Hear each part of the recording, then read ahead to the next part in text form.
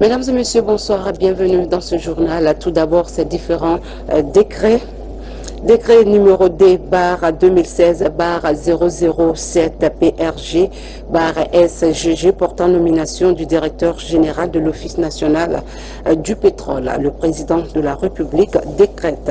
Article 1er, M. Diakaria Koulibaly, économiste précédemment directeur national des produits pétroliers et dérivés au ministère du Commerce, est nommé directeur général de l'Office national du pétrole, ONAP. Article 2, le présent décret qui prend effet à compter de sa date de signature sera enregistré et publié au journal officiel de la République. Conakry, le 9 janvier 2016, signé professeur Alpha Condé. Décret numéro D-2016-008-PRG-SGG portant nomination d'un haut cadre à la présidence de la République. Le président de la République décrète. Article 1er, M. Ansoumana Condé, inspecteur des services financiers et comptables, précédemment ministre délégué au budget, est nommé ministre et conseiller économique principal du président de la République. Article 2, le présent décret qui prend effet à compter de sa date de signature sera enregistré et publié au journal officiel de la République. Conakry, le 9 janvier 2016, signé professeur Alpha Condé.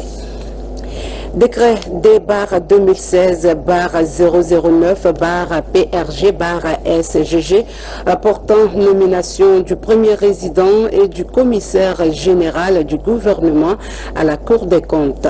Le président de la République décrète. Article 1er, M. Mohamed Djaré, conseiller maître, est nommé premier président de la Cour des comptes. Article 2, M. Goré Sissou, conseiller maître, est nommé commissaire général du gouvernement près la Cour des comptes. Article 3, le présent décret qui prend effet à compter de sa date de signature sera enregistré et publié au journal officiel de la République. Conakry, le 9 janvier 2016, signé professeur Alpha Condé. La sénatrice française était à la primature où il est question d'accompagner la Guinée qui a vaincu Ebola dans son développement. Le chef du gouvernement a assuré son note de la disponibilité de son équipe à travailler avec la diaspora française. Adi Kamara nous signe ce reportage. C'est un tête-à-tête entre Joël Gariou Maïlam, sénatrice, représentant les Français établis hors de France, et Mamadi Youla, Premier ministre chef du gouvernement. Ils ont longuement parlé des stratégies à mettre en place pour promouvoir et développer le secteur privé, colonne vertébrale de l'économie d'un pays. Il faut véritablement que la Guinée, aujourd'hui, entame une nouvelle phase de sa vie, se dynamise, profite de cet instant où nous avons fini Ebola, cette phase Ebola, mais pour qu'elle puisse véritablement aller de l'avant.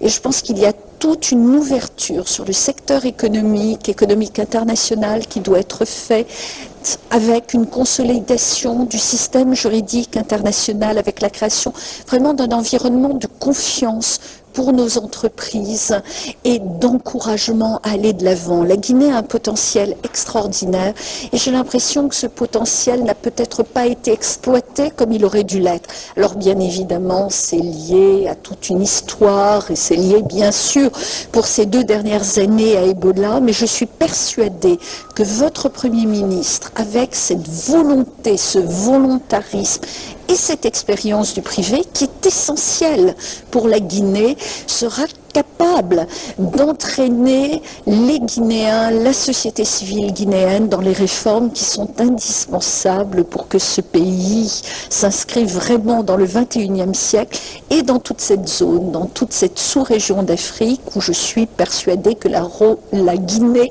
a et va jouer un rôle essentiel. C'est un cadre qui était aussi propice pour les 2 personnalités d'éplucher certains sujets relatifs à l'amélioration du vécu du Guinéen à travers la promotion du secteur agricole, la construction des infrastructures sanitaires, routières et scolaires, le tout bâti sur le prisme de l'unité nationale.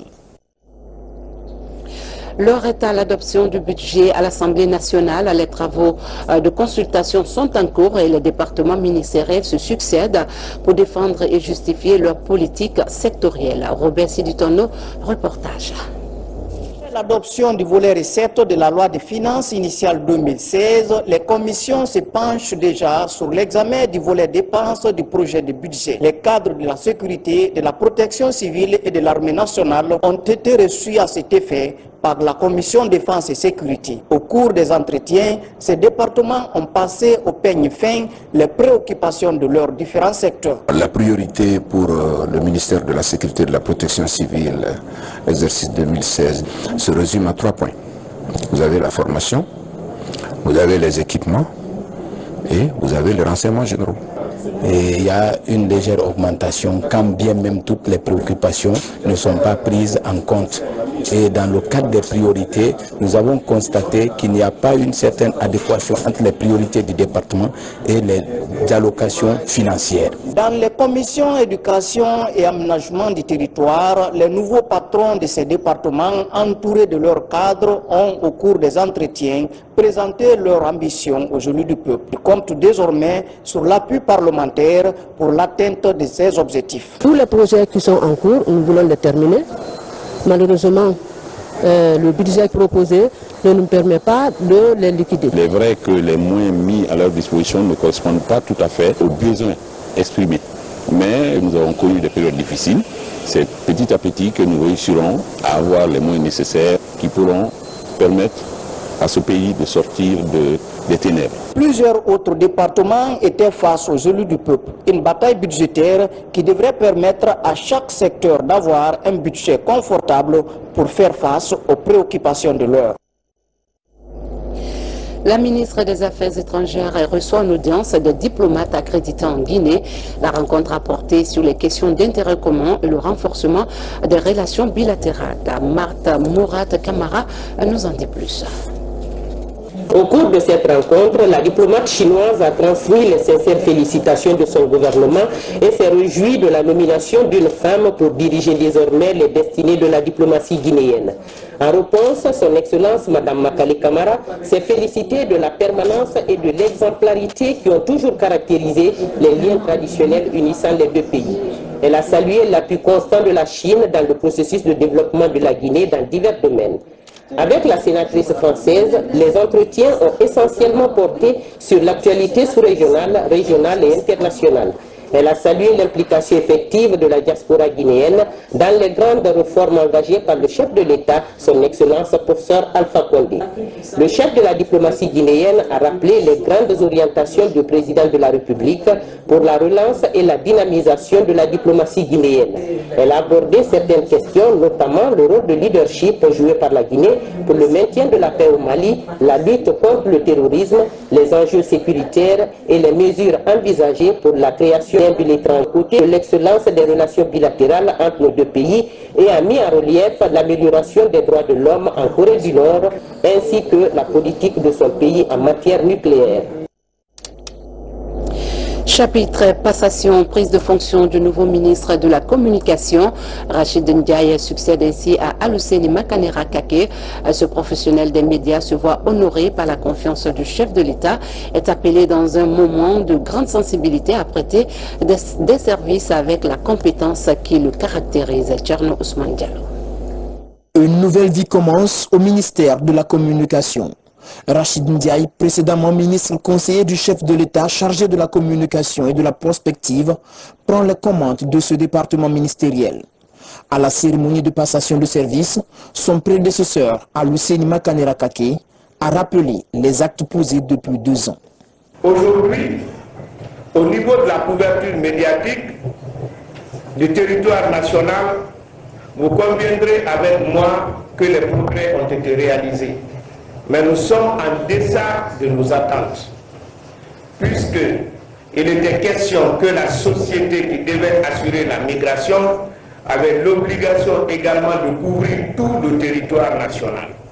Qu'à cela ne tienne, nous avons pu, avec la coopération chinoise, investir environ 16 millions de dollars pour implanter un bidon de 120 mètres à Koloma et une station terrienne qui, du coup, nous évite à produire des émissions à Koloma pour les diffuser à partir de Goudouminé. Plusieurs chantiers attendent le nouveau promu. Rachid Ndiaye doit accélérer le processus du passage de l'analogie au numérique, impulser une dynamique nouvelle dans le fonctionnement des médias de service public. L'heure n'est certainement pas au grand discours, mais à l'action. Il s'agit de mettre en place une gouvernance dynamique et positive, destinée à donner une meilleure visibilité à l'action publique et à travers celle-ci, l'image de notre pays à l'intérieur de nos villes, de nos villages, tout comme à l'extérieur du territoire national.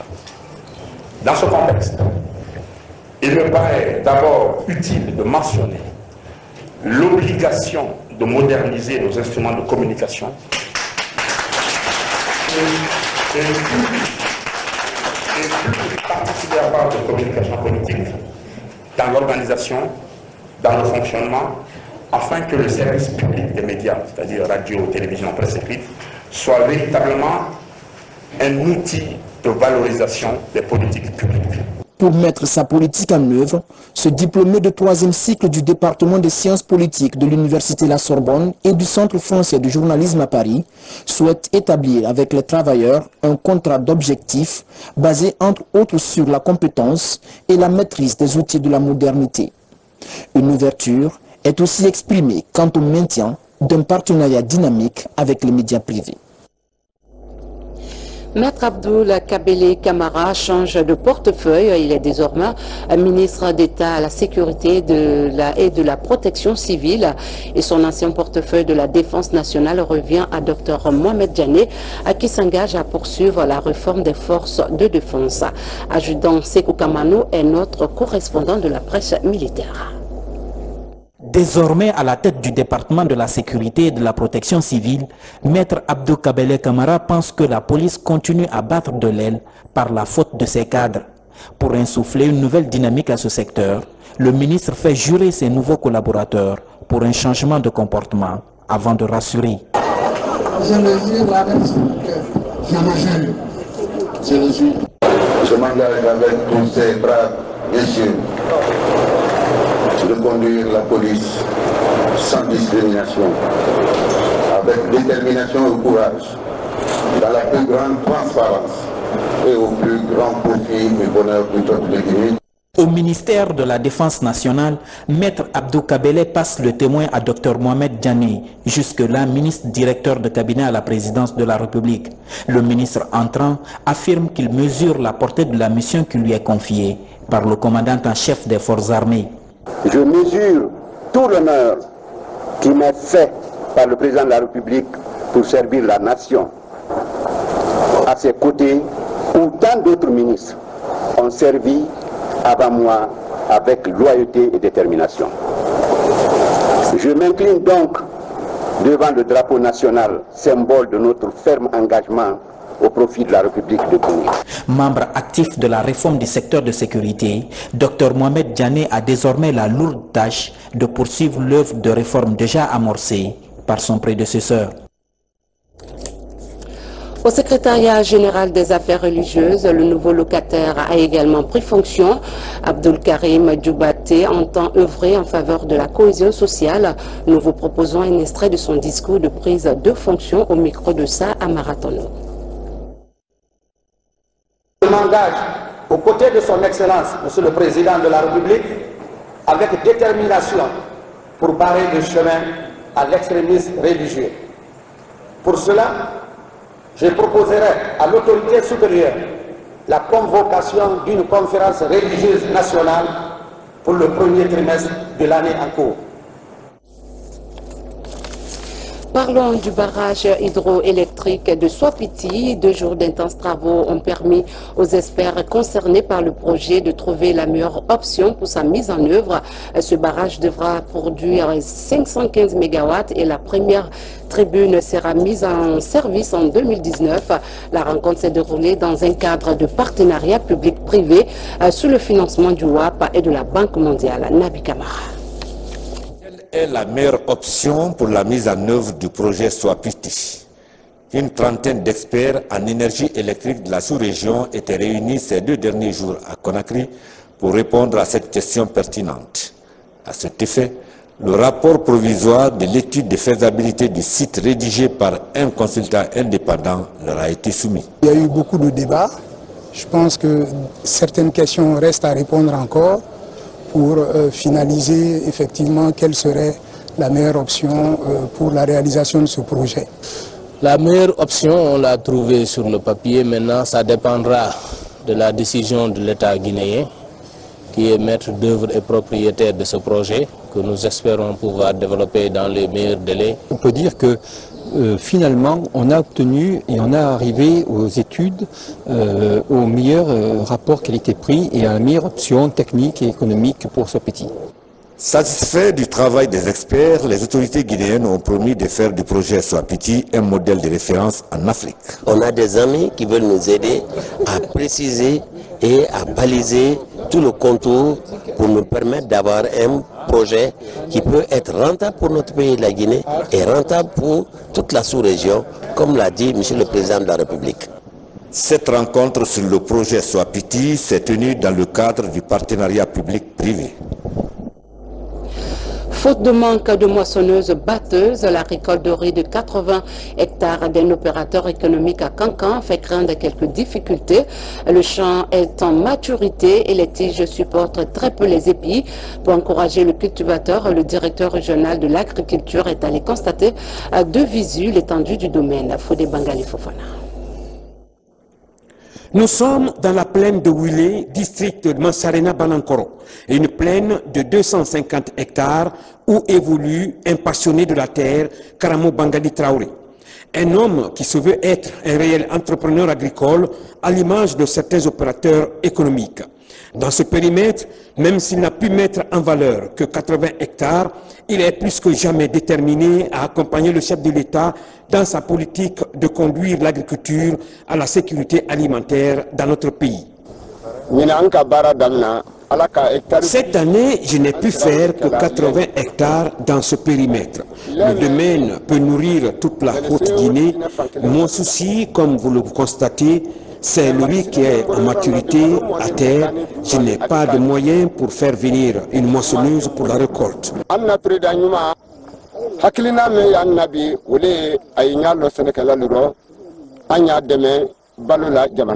Une partie du périmètre est inaccessible par la moissonneuse Laverda.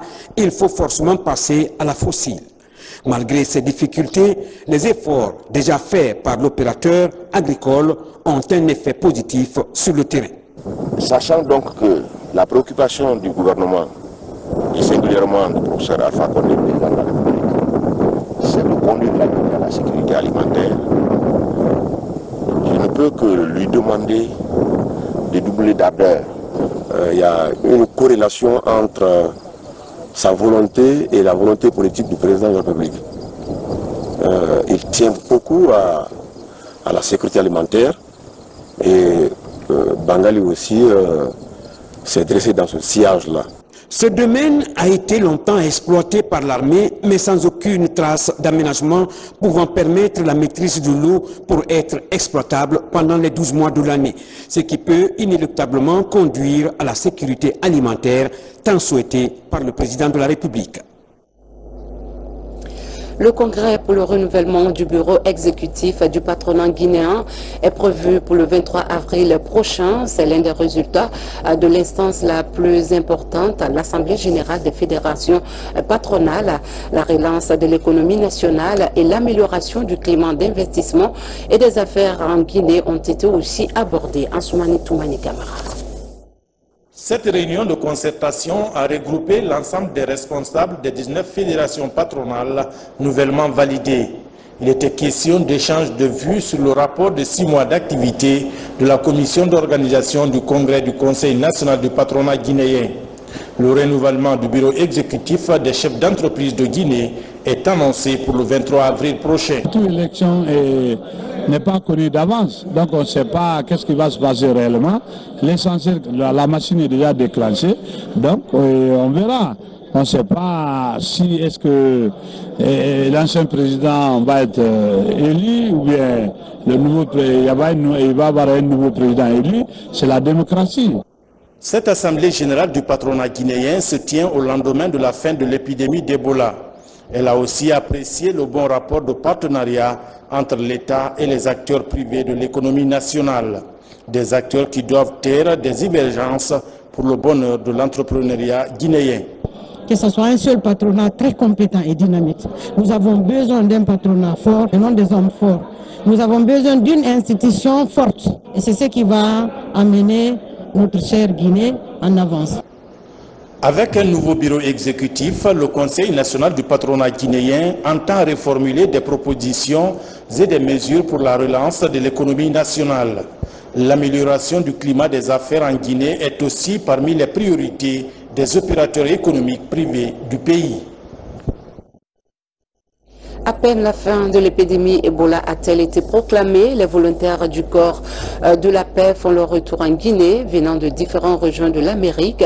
17 volontaires ont prêté serment pour servir et apprendre auprès des Guinéens, mais aussi partager la culture américaine aux populations à la base. Explication, Safia Toukondé.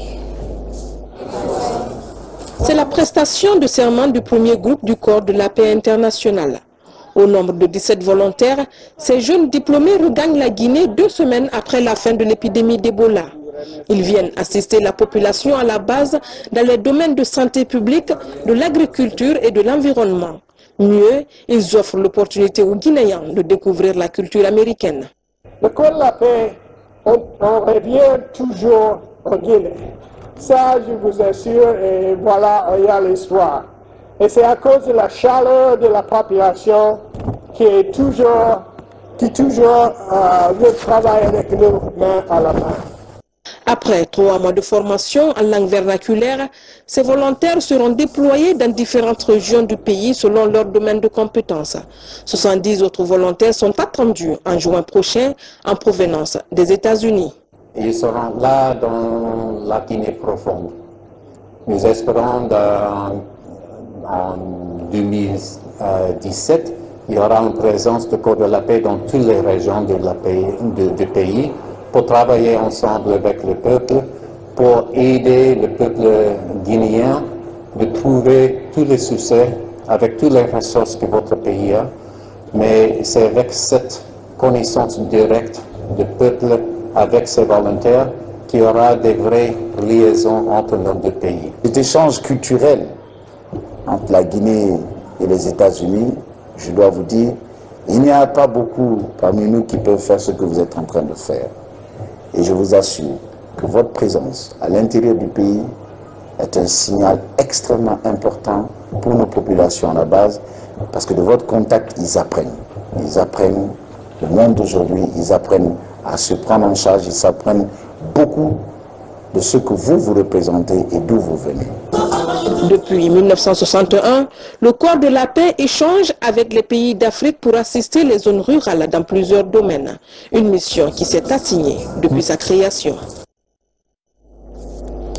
Ancien ministre de l'Enseignement supérieur, Georges Gandhi Faragé Tungara, est décédé le 7 janvier dernier. À cette douloureuse occasion, le président de l'Assemblée nationale est allé présenter ses condoléances les plus attristées à la famille éplorée. Que son âme repose en paix. Amin. Page noire, comme annoncé dans nos éditions précédentes, notre collègue Mariama Kouta Diallo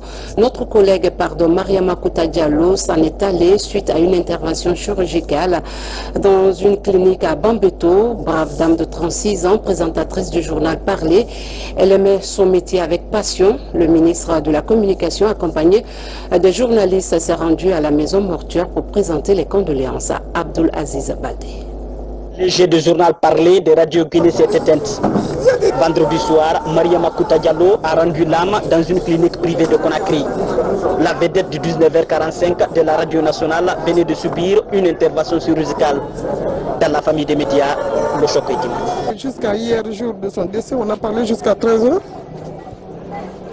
Elle m'a appelé, elle m'a dit qu'elle est déjà à la clinique. J'étais au courant de tous les examens qu'elle avait passés. Elle m'a dit qu'elle était déjà à la clinique et j'ai essayé de la rassurer. J'ai banalisé. Je lui ai dit que j'ai subi les mêmes opérations par césarienne et que ce n'était pas douloureux. On a éclaté, on a parlé de tout et de rien. Et je lui avais dit que je l'allais la rappeler le soir vers 23h quand elle se serait réveillée. Et que ce matin encore que j'allais la rappeler, elle a dit Inch'Allah, j'ai dit Inch'Allah. Et elle m'a dit gros bisous, bye bye. C'était le dernier mot qu'on avait échangé hier vers 13h. Le dernier journal, nous l'avons présenté ensemble le mercredi. Nous sommes un groupe de 3, Mohamed Touré, elle et moi. Depuis lundi, Kouta et moi, on était ensemble. Jeudi, on a fait le conseil ensemble. Vendredi, moi, à ce moment, j'ai mon neveu qui se marie. On m'appelle le jour du mariage de mon neveu pour me dire que Kouta est décédé, je n'en reviens pas. Âgé de 36 ans, Kouta, comme l'appelaient affectueusement ses collègues, a débuté sa carrière au quotidien national Orea. Elle s'initie au micro par un bref passage à Nostalgie Guinée avant de rejoindre le journal parlé de la RTG en 2008. Affable et professionnelle, Kouta était aimée de tous. Je retiens de Mariama Kouta Diallo une bonne collaboratrice. Je la pratique depuis quand on était tous en stage. Moi j'étais en stage à la RTG, elle était en stage à Orea. On tournait ensemble. Entre-temps, elle a été engagée à la fonction publique et affectée à la RTG. Et depuis, on travaille ensemble au journal. Franchement, elle faisait partie des présentateurs choc du journal. Je retiens de Mariama Kouta Diallo une femme dans son physique, mais qui a été un homme dans le travail. Et quand elle est venue à la RTG, elle a commencé par le sport. Donc c'est dire que toute la vigueur qu'il y a en elle, c'est après le sport qu'elle est venue au journal. Mais Kouta, c'est une perte inestimable. Avec cette joie de vivre, cette bonté, et ce courage au travail, ça fait aujourd'hui de la RTG un orpheline. Mariée à plus d'1 an, Mariama Kouta Diallo est considérée comme l'une des meilleures présentatrices du journal parlé. Elle s'en va et laisse une presse en pleine mutation. Ce décès de Kouta tire du tiroir le dossier de la prolifération incontrôlée des cliniques privées. La majorité de ces cabinets médicaux a un personnel sous-qualifié sans minimiser les équipements techniques quasi inexistants. Quelques villes de l'intérieur du pays abritent aussi ces cliniques où des infirmiers se font passer pour des médecins. Mamadou Alpha Baldé, Younous Atawel Kamara. En Guinée, le nombre de cliniques opérationnelles reste inconnu. Estimée à près de 300 dans la capitale, leur prolifération est souvent dénoncée comme un réel danger de santé publique.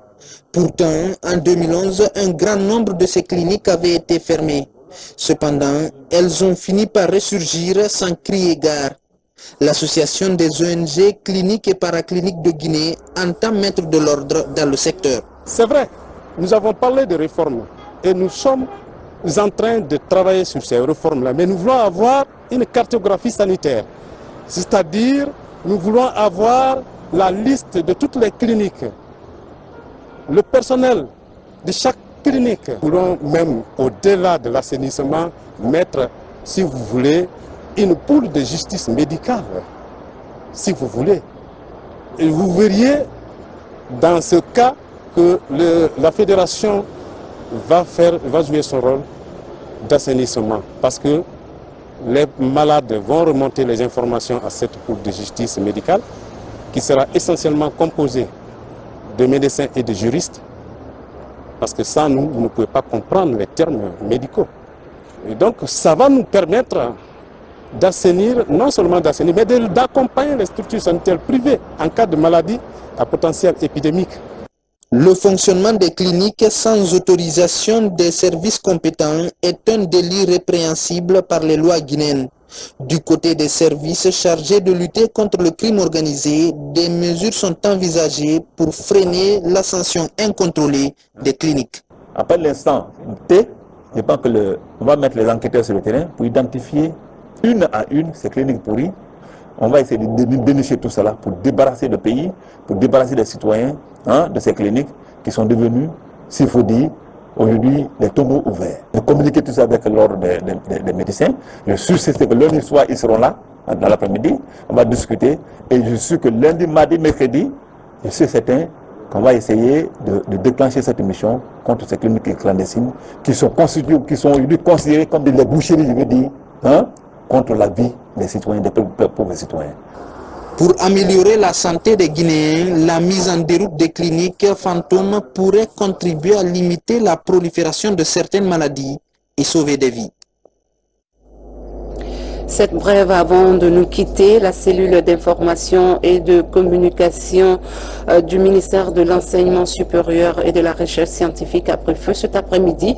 Pas de perte en vie humaine, mais d'importants dégâts matériels sont enregistrés. Un court-circuit serait à la base de l'incendie. Le feu a été maîtrisé grâce aux élèves du lycée 2 octobre. C'est la fin de cette édition. Merci de l'avoir suivi. Passez une douce nuit en compagnie de nos programmes. Bonsoir à tous.